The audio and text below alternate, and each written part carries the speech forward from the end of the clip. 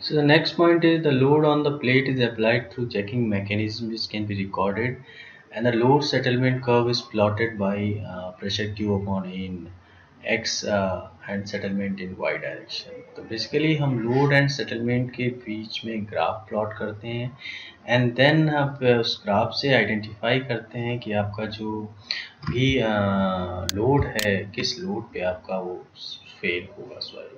तो हमने प्रीवियस कुछ सेशन में भी ये डिस्कस किया था कि जब आप डेंस सैंड की बात करते हो, तो डेंस सैंड में तो आपको एक पीक पॉइंट मिलता है ना, उसके बाद आपकी सॉइल फेल हो जाती है। बट अगर लूज सैंड की बात करते हो तो लूज सैंड में आपको ये कंडीशन डेवलप नहीं होती है कि आपको एक पीक मिले, वहाँ पे आपका सेटलमेंट है वो कंटिन्यू होता रहता है, तो एक ऐसा पीक पॉइंट नहीं मिलता है जिससे आप ये आइडेंटिफाई कर पाओ कि आपका इस लोड पे सॉइल फेल होगा, है ना। तो देखिए यहाँ पे डेंस सैंड का ग्राफ एक बना हुआ है एंड लूज सैंड का ग्राफ बना हुआ है।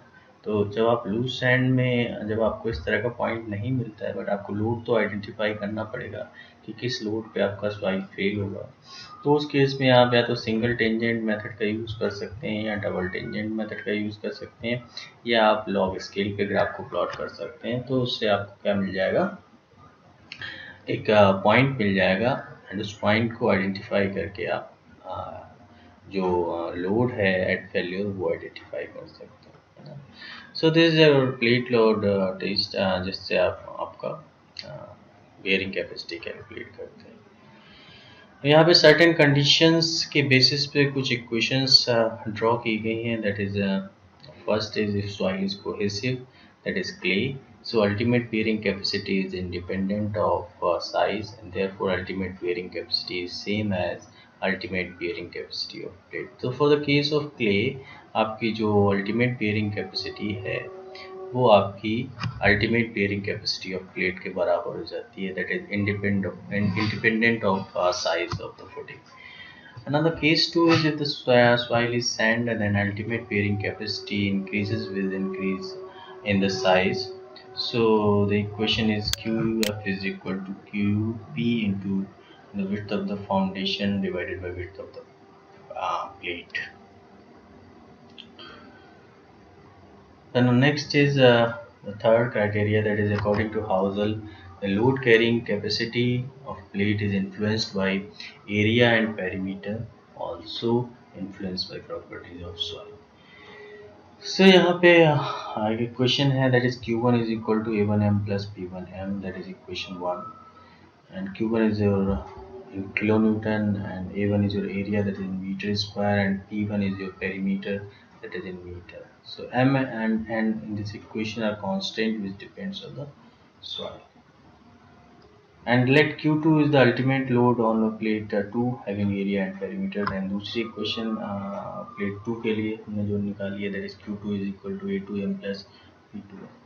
So from equation 1 and equation 2 you can find the value of M and N, hence ultimate load on a foundation of area AF and CF is computed as by this equation. Okay, now fourth criteria is ultimate bearing capacity computed, hence using factor of safety, safe bearing capacity can. तो जब आप factor of safety आपको दिया होगा, उस factor of safety को use करेंगे, then आप सेफ बेयरिंग कैपेसिटी आप निकाल सकते हैं। नाउ अभी तक जो हमने बात की, that is bearing capacity criteria पे बात की। नाउ नेक्स्ट जो हम बात करेंगे, that is on the settlement criteria बात करेंगे। तो यहाँ पे देखिए कुछ इक्वेशंस हैं जो सेटलमेंट के बेस पे हैं प्लेट लोड टेस्ट के। सो यहाँ पे SF is equal to permissible settlement of footing, and SP is equal to corresponding permissible settlement of plate in millimetre. So जो इक्वेशन है, that equation is very important, that SF1SP is equal to BF upon BP in into BP plus 0.2 divided by BF plus 0.2 and the bracket close, the whole square. This was dense sand. और ये question आपको exam में direct दी जाती है options में। अगर आप objective बात करोगे और आपसे पूछा जाता है, जैसे 4 इक्वेशन उन्होंने दी एंड कुछ वेरिएशन, कुछ गलतियां कर दी एंड आपसे पूछा गया आप सही क्वेश्चन को आइडेंटिफाई करिए, तो आपको ये इक्वेशन याद होनी चाहिए, तभी आप एक क्वेश्चन को आइडेंटिफाई करें।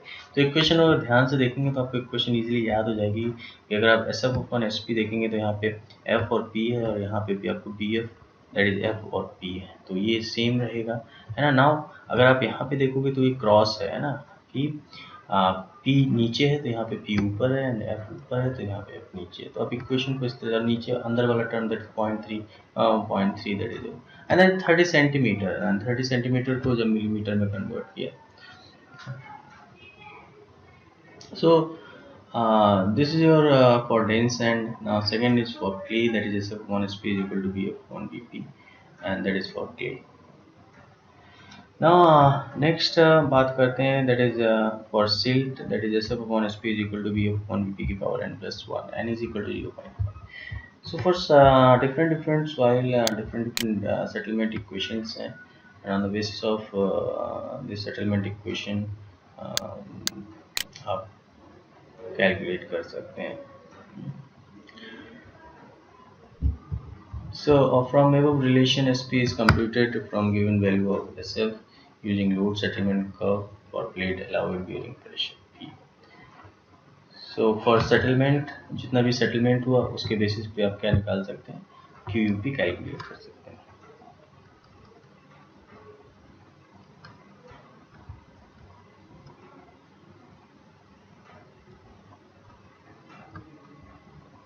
Now next one is your standard penetration test, and this test is actually this is also field test, और इसको कंडक्ट कराने के लिए आपको सर्टेन मैन पावर की रिक्वायरमेंट होती है, तो but this is very important experiment, and this test can be used to determine the angle of shearing resistance, relative density, allowable bearing pressure on the basis of settlement criteria, bearing capacity on the basis of shear criteria, unconfined compressive strength of clay, and ultimate pile load capacity. So procedure is like this की जो यहाँ पे sampler है that is split spoon sampler. Split spoon sample का मतलब कि आपको एक सैंपल रिक्वायर्ड होता है, तो ये सैंपल जो सैम्पलर है ये नीचे जाता है, देन सैंपल कलेक्ट करता है, देन आप जब इसको सैंपल आपको निकालना होता है, एक्सट्रैक्ट करना होता है सैंपल, तो सिंपल आप क्या करते हैं, वो जो सैंपल है तो ये स्प्लिट हो जाता है 2 पार्ट्स में, देन आप इजीली आप सैंपल को बाहर निकाल सकते हैं ना। And this test is conducted either at every 2 to 5 meter interval or at the change of stratum, and जो हैमर जिससे आप सैंपल को अंदर डालते हैं, the weight of hammer is 65 kg, and the height जिस हाइट से आप इम्पैक्ट करते हैं that is 75 सेंटीमीटर, एंड आपने एक ब्लो दिया है ना, तो पेनिट्रेशन हुआ, देन दूसरा ब्लो दिया, देन पेनिट्रेशन हुआ, तो पेनिट्रेशन पर blow of the hammer is called set, तो 1 सेट 2 सेट, आपने हैमर को स्ट्राइक किया तो सडन पेनिट्रेशन होगा, देन फिर सेकंड हैमर को स्ट्राइक किया, देन तो that 1 penetration per blow is called your set. The SPT number is defined as number of blow of hammer required of 300 millimeter penetration of sample. So usually this test is performed in 3 stages, like 150 mm, 150 mm, the total 450 mm. But 150 mm, that is your first penetration is ignored, है ना। First जो 150 mm है वो आपका ignore कर दिया जाता है। लास्ट 2 स्टेजेस हैं जहाँ पे आपका 300 mm पेनिट्रेशन होता है, सिर्फ उसको ही कंसीडर किया जाता है ना। एंड जनरली यहाँ पे 2 करेक्शन अप्लाई होते हैं, that is your dilatancy and overburden correction factor. 2 correction को अब हम यहाँ पे देखते हैं, है ना। So this your dilatancy correction factor and overburden correction factor. तो यहाँ पे देखिए हमने यहाँ पे overburden correction dilatancy correction factor का एक क्वेश्चन यहाँ पे लिखा हुआ, that is n2 is equal to 1/2 n1 minus 15 plus 15। तो this is your dilatancy correction factor, जिसको वाटर टेबल करेक्शन फैक्टर बोलते हैं, है ना। सो इस पे बेस्ड कुछ प्रॉब्लम्स हैं वो देखेंगे नेक्स्ट क्लास में, एंड देन हम कंक्लूड करेंगे सेलो फाउंडेशन को। तो सेलो फाउंडेशन में आप generally settlement criteria and bearing capacity criteria के बेसिस पे आप बेयरिंग कैपेसिटी कैलकुलेट करते हैं।